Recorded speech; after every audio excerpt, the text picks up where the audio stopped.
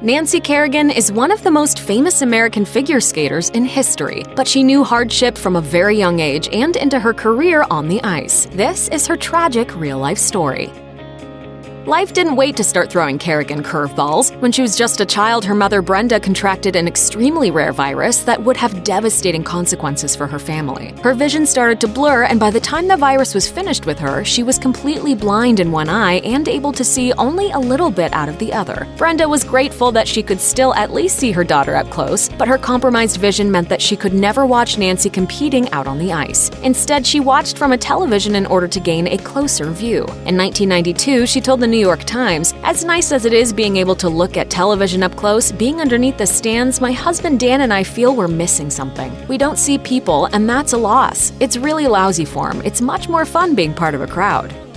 After his wife went unexpectedly blind, Dan Kerrigan, a welder by trade, was forced to assume all of the duties Brenda had previously performed on top of his own. The couple couldn't afford to put Nancy through the skating lessons she wanted, but instead of telling her she couldn't have them, Dan struck a deal with the manager of the local rink. He would operate the Zamboni and keep the ice in good shape, and in exchange, his daughter would be taught how to skate. The Kerrigan family's mornings began at 4:30, with Dan driving his daughter to the rink, where he would get on the Zamboni, then take a nap while she practiced, and afterward drive her to school and then go to work himself. All of his hard work and sacrifice paid off as Nancy rose through the ranks and quickly became a skater with Olympic potential.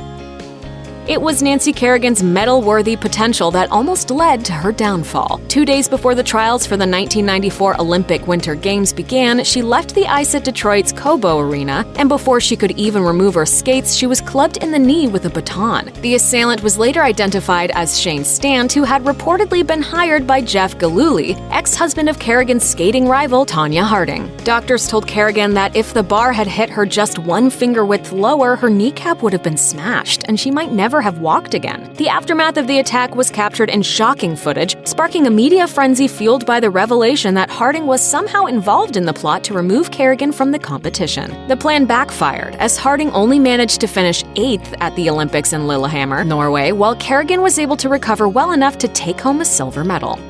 What makes the human knee bend?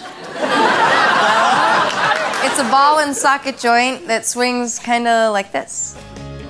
Kerrigan's experience at the Olympics was tainted by the attack. She couldn't go anywhere without somebody staring, pointing, or taking her photograph. The ordeal was made all the worse by the fact that she and Harding had to practice together. Her misery was compounded when she narrowly missed the gold medal and then was uninvited from the closing ceremony by the Norwegian royal family. Concerned that Kerrigan's infamy might make her a target, the King of Norway reportedly asked her not to attend the event for her own safety. The move seemed over the top to some members of the public at the time, and many people even thought Kerrigan fabricated the conversation with the king. But threats were indeed made on Kerrigan's life, and her potential presence at the ceremony was considered a security risk.